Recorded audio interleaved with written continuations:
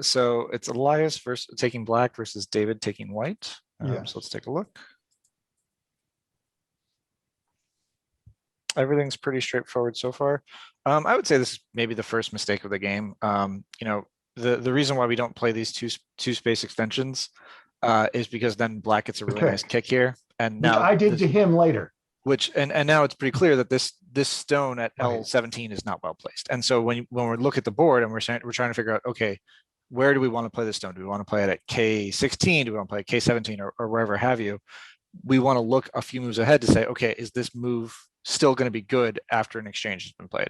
So that's why you'll typically see something like this happen. That's what the AI said. Yeah. Now, if I were to do K17, then he'd split me. So if you do K17, he's obviously not going to play at P17 because this now becomes pretty good shape for white, right? So this would be a little bit inefficient. He could split, but it's actually kind of hard to get a good split right now.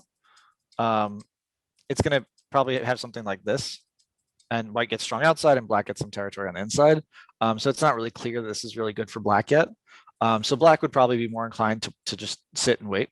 And maybe just play a big move like that. But knowing that M17 would be a weakness here later too. Okay. But we don't really see these K17 or K16 moves anymore because we just value the corner so much more highly. So it's not that it's unplayable, but it's definitely not the popular move anymore. Right. I think the AI also said to just invade the corner right away instead of playing the approach. Yeah.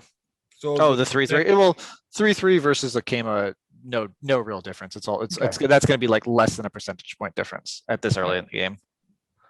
What were you going to say, Milan? So the regular move here would be Q17 now. Right? Yeah, Q17. Yeah. You'd also see a Tanuki. You don't really see too much else nowadays. And the reason for that is, I think we've gone over this in the class, is that this result, black's going to ignore, and now this move looks a little silly. We just went over why you wouldn't see L17 and why you wouldn't necessarily see K16 or K17 because we generally value corners as more important. So if it's not a corner move here, it's going to be a corner move elsewhere. Okay. So yeah, I think black's move should really be at P17, but because what basically happens here is now these two stones are well placed, and now this whole formation is pretty optimal. Obviously black can choose not to play here, but I think that white's formation here is still pretty efficient. And this black formation is not exactly strong yet. So I would prefer white in this position. So I think white lost that is what happened. So I think white actually played well at this point. If I was black here though, I would not answer at R17. I would probably Tanuki and maybe play the 3-3 or an approach move down here. And I think I've mentioned it before, but I don't know if I've seen Elias in my class before, so I'll go over it one more time. Black doesn't want to play here. Elias, any idea why black doesn't want to play here? I can't hear you. I think you're off mute, but your audio doesn't seem to be working. There we go. There we go. Yeah. Is it because I'm kind of like the corner is a lot of points, but right now there are kind of bigger places to play, and I'm only defending a couple points in that corner there, as opposed to possibly playing something bigger? I think that's definitely part of it, but the other part is it makes this Q16 stone look so weird. Mm-hmm. Right? These two moves together don't really work well. Imagine if let's change it a little bit. Let's say there was a 3-3 move. Black approaches. White extends away. Black plays here. Is white going to play here now? No, exactly, right? And these two moves together don't look good. And so for that reason, we wouldn't want to play it. And so we want to try to make sure our stones are efficient. And similarly, we can also say that if we have this same variation and white plays elsewhere, black playing here isn't even that efficient. Why? Well, because if you had this same formation here, would you want the stone at D2 or would you want the stone at D3? You'd want the stone at D3. So neither of these exchanges would have the C3 move looking good for either side. So either white playing C3 or black playing C3 doesn't work with the formation that already exists there. So that's why you typically don't see people play it. And you'll see a more fast-paced opening, which is just to play elsewhere. So that's why you'll see something like this happen. And that's a really good use of Tewari to try to figure out, okay, by using Tewari, by reordering the moves, do I actually want my stones here? And that's a really good concept to figure out whether your move is good or bad. Here, this move's probably fine, but I think that white's settled here, and it's not that easy to attack this black group yet. If white was a little weaker here, then I can see adding another move here. But at this position, I think probably just bigger to either take a move at f3 or some sort of like attachment move or something that's affecting a corner as opposed to the side, because it's not going to be easy to get a good attack on these stones. And this doesn't get white territory. Yep. What's up? Sorry, Mike, I'm curious about the C3 example you were just doing. How you said it wasn't a great move for either side. I was in Sean's review last time. He said that move can be pretty good if it like basically leaves the opposing group one stone away from being threatened for life. And it seems like it would do that if the if the black slide played into C3 after. So you're saying white something like this? Right, yeah. And now like one stone of blacks at C8 or something is basically severe. And so therefore it's like, yeah. It's not unplayable. There are times where you do play it, but it's not efficient. I'll definitely say that. And alternatively, white can now play at C9 and take that move away. And so you basically played inefficient shapes here, whereas white shapes are actually relatively efficient. You have a two space extension here, and then you have a white move here to threaten, and now black has played D2 instead of playing D3. So when you look at the efficiency of the shapes, it's kind of hard to say that white's efficiency here isn't that much better, and white got to get to play a move elsewhere. So white got the initiative to play elsewhere here and take a larger spot on the board. So there are times where you would play it, but I wouldn't call it a particularly large move all the time. And also, I guess the fear, right, is that after white plays here, you play here, right? But this isn't even clear this is going to be a good attack, because it's possible that white can build up shape and come back and attack this group, or play something like this. Like, this isn't clear that this is attacking right now. This, to me, seems like it might be on the defense. So there are times where you could play it, and there are times where it'll be good. But I think that at this early stage in the game, probably best to play elsewhere. Okay, thank you. I think the point is it's too concentrated if you take it right away. Well, I think the point that I'm trying to get at is it's inefficient shape. And so we'd rather play it elsewhere to make better shape. But the other part, that it's probably not as large as we would expect it to be. I see. And I think we talked about this earlier, right? That Yeah. this two space extension, little questionable. White's going to kick here, be quite happy, and then get a nice pincer here. And so now white's shape up here is, maybe you play a little bit closer just so you don't risk the invasion as much. But white's shape here is pretty strong. It's protecting the corner. It's possible black might be able to live here, but I think that white's shape here is not bad at all. But now black has one weak group here and one weak group here. So this is going to be a good fight for white. Quick question about black C6. Sure. Yeah. Should black have approached from the other side? I think that would be okay. I think black C6 is fine. You want to, you could expand your own side or reduce your opponent's side. I think either side is okay. I think the mistake is really this. Okay. Personally, I like the idea of something like this, and trying to build out your own side. I'm much less focused on what my opponent's getting, as long as I'm getting more. And this kind of framework works, you're creating a little bit of a vector line here. It's just another option. They're both perfectly playable. Particularly, I was looking for symmetry. The fact that black has extension from the bottom right, both up and to the left, then that symmetry people often call good. Yeah, I think you can. I think at this early stage, both are perfectly fine. You could also just as easily play the 3-3. Okay. And I'd have no fault with it. Okay, great. Thank you.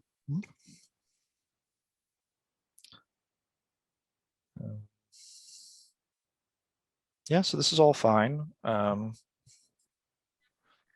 I don't know if, I don't think the invasion is any particularly problematic move, but I will say there's invasion points at both here and here. So because there's invasion points on both sides, I don't think you need to play either quite yet. And I might be more inclined to actually play a move like this. and try to expand the amount of territory that white's going to get here and reduce how much black could get here. Because what I would be afraid of is white plays here and then black plays here.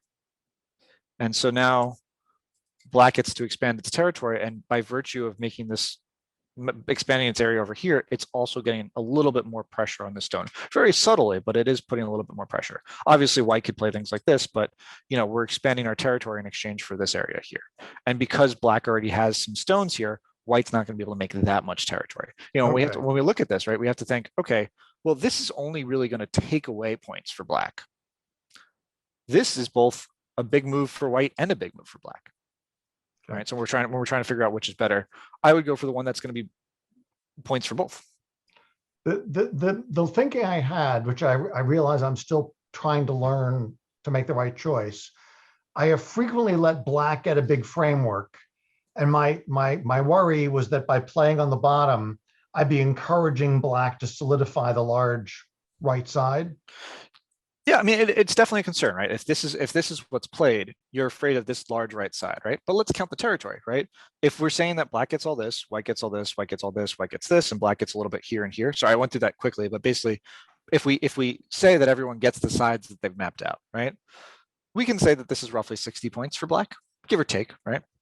This here for white is probably about 40. This here for white is probably about 30. This here for white is probably about 10 to 15.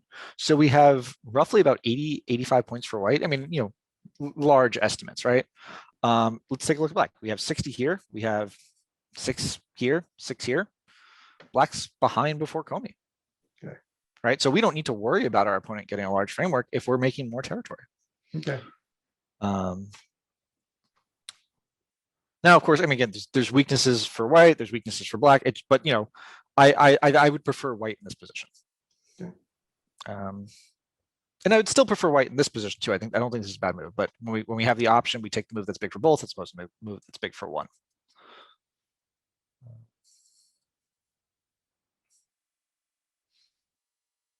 This is okay. I might be inclined to jump out once, force white to jump here, and then maybe play something like this. What you don't really want to have happen is white to play here and seal black in. The amount of points that black's going to get with these moves here is not very much, and now white's going to be able to make some center influence, which could have some relevance over here later as well. So because these stones are so close, black getting up higher is not going to be that helpful, and black still has some weaknesses to deal with down here. After black gets this jump here, if white plays here, then obviously black gets to cap this, and this is going to be a tough fight for white. And if white plays here directly, then this is roughly a similar result, but this move is more helpful for black, right? Because it's protecting this weakness as well. Does that make sense? It's a little bit of a subtle concept, but what we don't want to have happen is for white to try to do something here, right? We want to protect this area first, because this move is also quite annoying. If black plays here, this is going to be a pretty nasty fight for white. If black plays, or nasty fight for black, excuse me. If black plays here, white can connect underneath and try to eke out some eye space as well, in which case this is not a successful attack. Yeah, I think you could consider playing here, attach on top.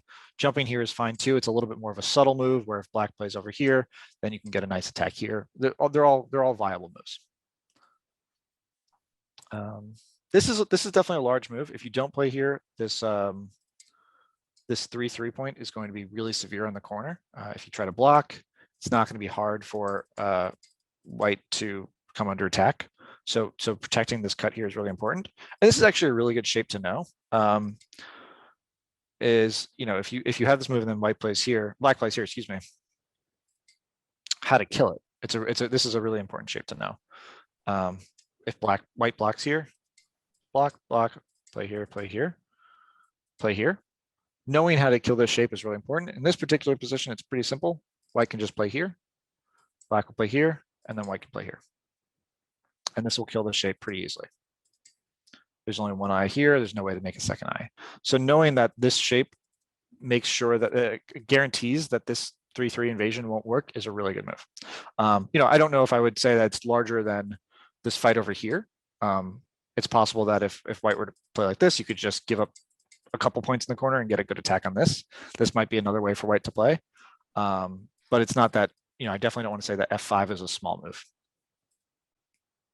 I just would focus more on this side of the board because I think that's where black's going to get more territory. And you're not only able to take away territory from black, but you're also able to get territory for white at the same time and strengthen this weak group. This move, unfortunately, is not that large. It's trying to map out maybe 2 or 3 lines of center territory. There's still, corner moves. There's still weak groups on the board. If I were white, I would probably be playing a move like this and just forcing black into this terrible shape here. And now black has almost no points, a really solid corner here, and black can do similar, white can do similar things, expand, get an attack on this. This is what I would be focusing on. And when you look at the amount of points that black's getting here, it's maybe 8 to 10 points, and it still needs another move here and another move here to really solidify it. And it's not really putting much pressure on these white stones here. So if we were to look at the score right now, maybe this is worth 30, maybe this is worth 25, 30. This is worth 30. This is probably worth 20 some odd. I think I would probably say that white's doing fine.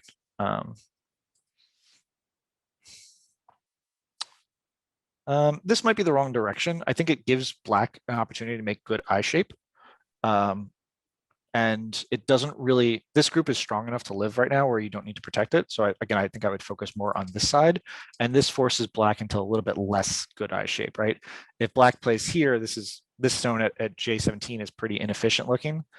If black jumps out, you can always clamp here and cause some trouble for black. So this kick at F18 is a really nice move to note because it gives this black shape kind of inefficient shape. Unfortunately, the attachment here actually gives black quite nice shape. If this were to happen, this would be already a living group for black. So I would be quite happy here. In the game, black played here, which actually leaves a little bit of weakness for white. Which actually just leaves a little bit of weakness for black. If white just blocks here, black will have to worry about this H18 move later on because it's either going to cut these stones off, threaten to connect back, or threaten to kill this one stone. So I think that much better would be to play here, have white play this, and now you can actually sneak in a little bit of extra points and make more territory than you would have otherwise gotten to by playing the diagonal move. Just want to be a little mindful of time. Maybe we'll do another 5 or 10 moves of this, and then we'll jump to the other games. So David, when you look at this shape, what did white really get out of it? Out of this attachment move? Well, really what it did was it just solidified this weak position for black, right? And white's influence on the outside is not going to be particularly useful to get territory. Michael, would you say this is a game where influence has kind of ceased to matter to a large extent? I definitely wouldn't say that because we still have a big fight over here that's left. And it's undecided what's going to happen here. So influence still matters. I think center territory is going to be small. Gotcha. Thanks. That makes a lot of sense. Yeah.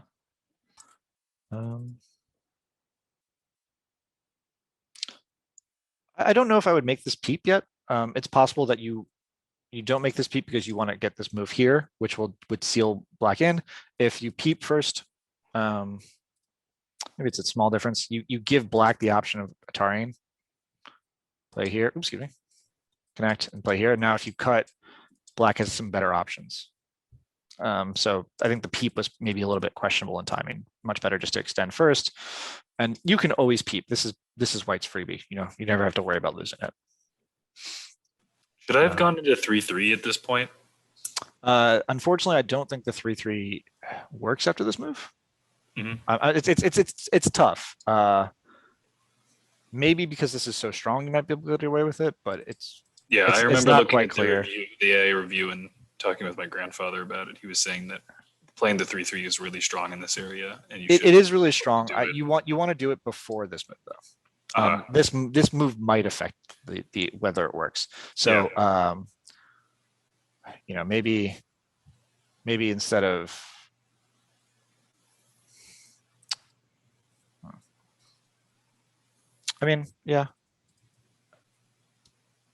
I mean, I still think I still think you could probably play the 3-3. And the reason why I think you can play the 3-3 is you still have this move available. Yeah. And so that you can connect and live this way. So because you have this move available and you can kind of threaten to connect back, I still think the 3-3 is going to have some viability here. And it's going to be kind of tough for to white to really kill all of this. You know, if you do something like this, it's possible. You know, there's definitely some agi that exists.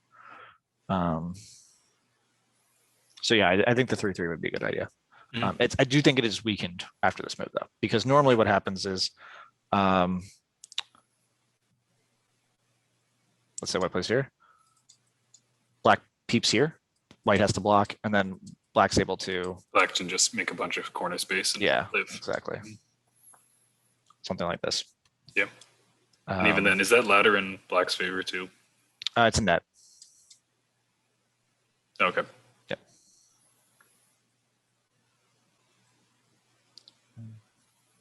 But again, you still have plenty of agi here.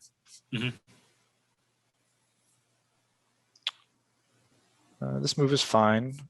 I don't think this is the largest move on the board.